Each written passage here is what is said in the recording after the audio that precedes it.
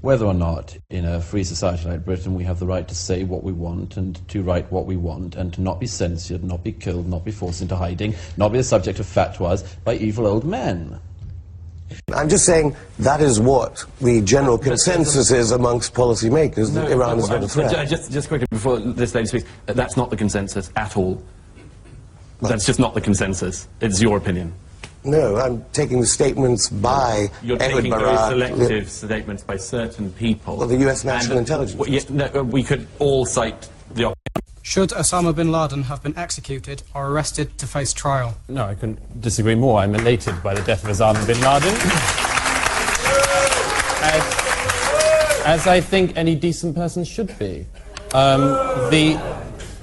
The issue of whether or not he was armed is, I mean, obviously Yasmin is an expert in these kind of operations, but if you are one of the military... He wasn't if you are one of them, if I can continue, if you're one of the military personnel in the compound in that situation, you don't know whether he's got a suicide vest, you don't know whether he's going to pull another bomb, and let's get on to the other issues. Firstly, this idea that he could be tried. How can you try Osama bin Laden? Where? When? How do you find a jury that doesn't have opinions about him? How do you find a judge? If anyone's been following the attempts to have a trial of Khalid Sheikh Mohammed in New York, it's proving to be a very, very difficult process, indeed very nearly an impossible one, which is why President Obama has now gone to a military tribunal for that. I think this doesn't demean America. It reminds people of who has been right in this conflict, who the victim is, and who the perpetrator is. Osama bin Laden did not allow any of the 3,000 people in New York and Washington on 9/11 any rights. He took away every single right that any of the people in those cars or their families had. He didn't grant any rights to the families or the victims of the 7/7 subway and bus bombings, which he inspired. It went on, and it's a good thing that the story has now finished. It has. Wow, wow, wow, wow, wow, wow, wow. Douglas Murray, right on point, right on point. Folks, is he right on point? He was right on point. And this liberal, this leftist, Yasmin, she actually has the nerve to say that Osama bin Laden didn't get his last rites. Well, he did get his last rites at burial at sea. And whether or not they were according to Islamic traditions or they were according to Islamic traditions, or whether or not I got them, he didn't freaking deserve them, at least not up to me, at least not in my opinion. The minimum that should have been done was the minimum that should have been done. And her rolling her eyes, clapping, whatever, whatever it was. I mean, just, we're not here to make everybody, we're not here to be nice. We're fighting a war on terror. That's what we're fighting.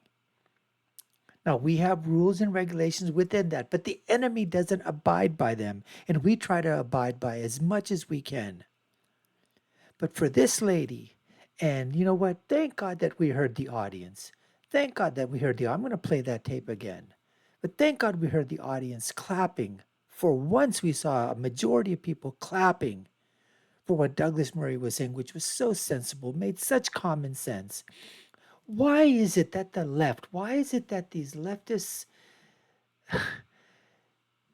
all I can think of is my acronym SIMMER. These people are just stupid, idiotic, moronic, retarded folks. They're just simmering in their own stew of liberalism, of leftism. As if we have to sort of, say, oh, yeah, let's make sure that we give him just the absolute proper send-off to an evil, despicable, vile, terrorist human being, Osama bin Laden. That's what we have to do. No, all we had to do was put him in a pine box, put him 6 feet under, and that's it. Or dump his body into the ocean, which is exactly what happened. Anyways, folks, that's what we have on tap for you today. We got more of Douglas Murray takedown and comebacks coming up, so don't go away.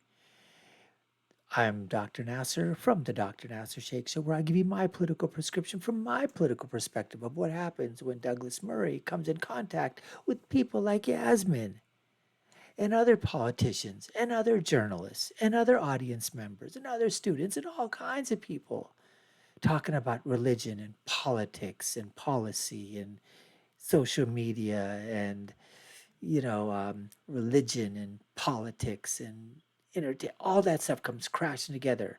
Let's get back to more of the interview or more of these takedowns by Douglas Murray right now. And who the perpetrator is.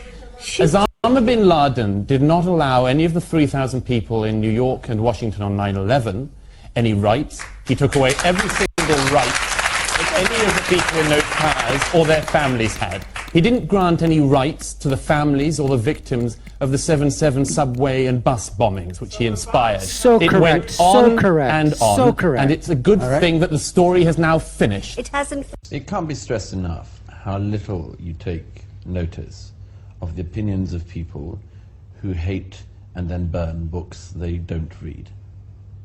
Such people are not people whose opinions you should be considering. You mentioned earlier about the huge number of civilian casualties. I can't think of another situation in war in which a fifth of casualties are civilian, and in which the Hamas have suffered up till now perhaps as many as 400 casualties. 400 terrorists being killed seems to me to be good work. It's good work for the future of Israel. It's good work for the future of the region. Upwards of 75 children have been killed. You can't call them terrorists. No, I didn't call them terrorists. I said they were innocent civilians.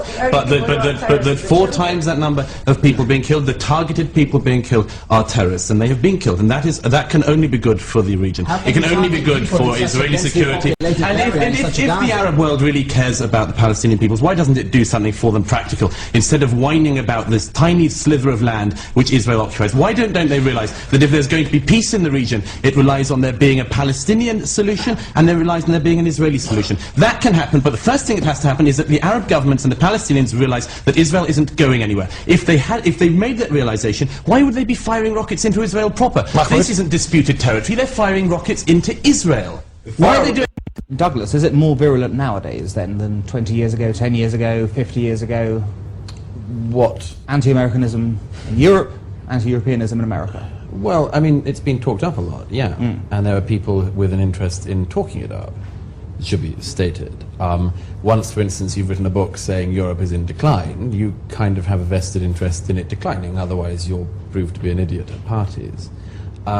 And vice versa, if you keep on saying that America is the authoritarian Nazi state without parallel in human history, then you kind of have an interest in hoping that American civil liberties are further taken away, and that hope that you'll be proved right in your fatuous thesis. But what I think is happening at the moment is we do have a few people on each side who have kind of blown the ground open a bit. I mean, Batior's Eurabia is one example, Mark Stein's latest book, America Alone, and then all, of course, of the putrid effusions of Noam Chomsky. Should the West now have a more sympathetic approach to Hamas in light of their involvement in the release of Alan Johnson?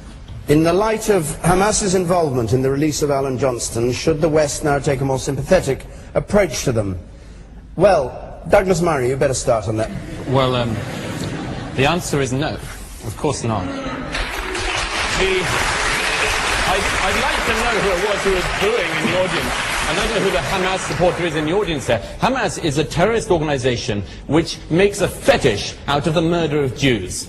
And I'd like to know who it was who thought that that movement was a good thing. This, incidentally, if you don't mind Jew murder, let me tell you what these people were doing just a couple of weeks ago to their own co-religionists in the Gaza, where they went to their next-door neighbors and threw people off buildings and shot people in the back when they were running away. And you think now this is a rehabilitated organization because they posed for the release of a journalist? Because they posed and organized that to look good?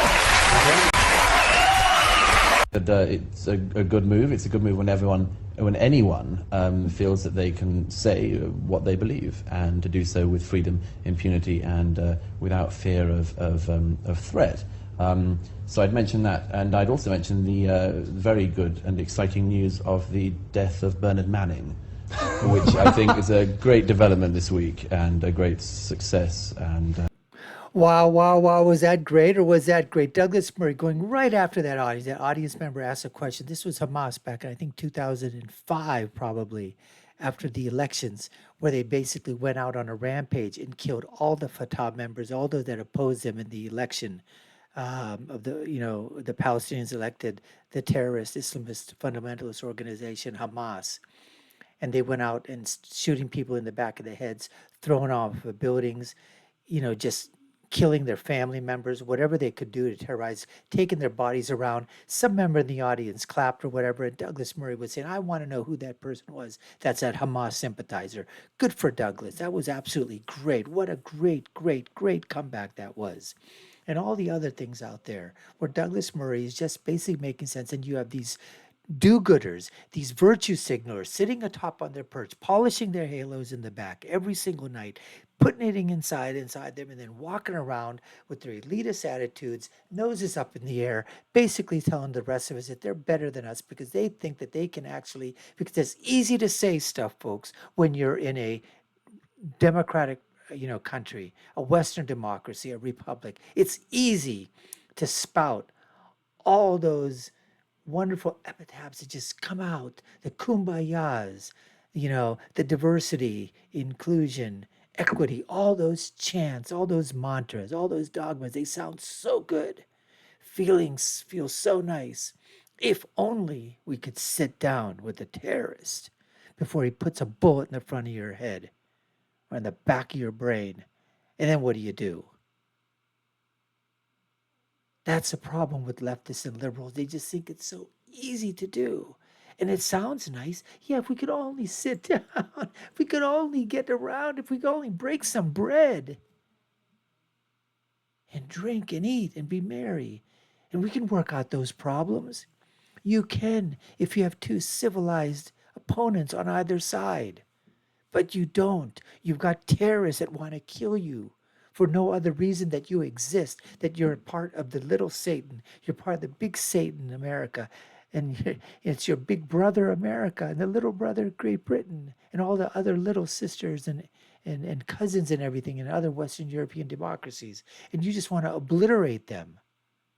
And that's exactly what's happening with these Islamist fundamentalists who want to establish a theocratic caliphate.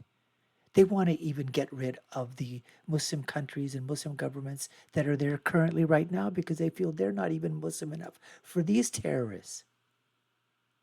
Douglas Murray. Fantastic stuff, folks. Fantastic stuff. Thank you for watching. You've been watching the Dr. Nasir Shaikh Show. I've been your host. My name is Dr. Nasir. If you haven't done so already, we'd love for you to subscribe to our channel. You all know what to do. Smash that subscription button, like, share, and follow us. Let us know what you think in the comments below. We have our video links. They're here and here. My final thought is always, when you're right, and when you're left, you're not wrong. You're right, because we're all for Trump. Take care. Until next time, folks.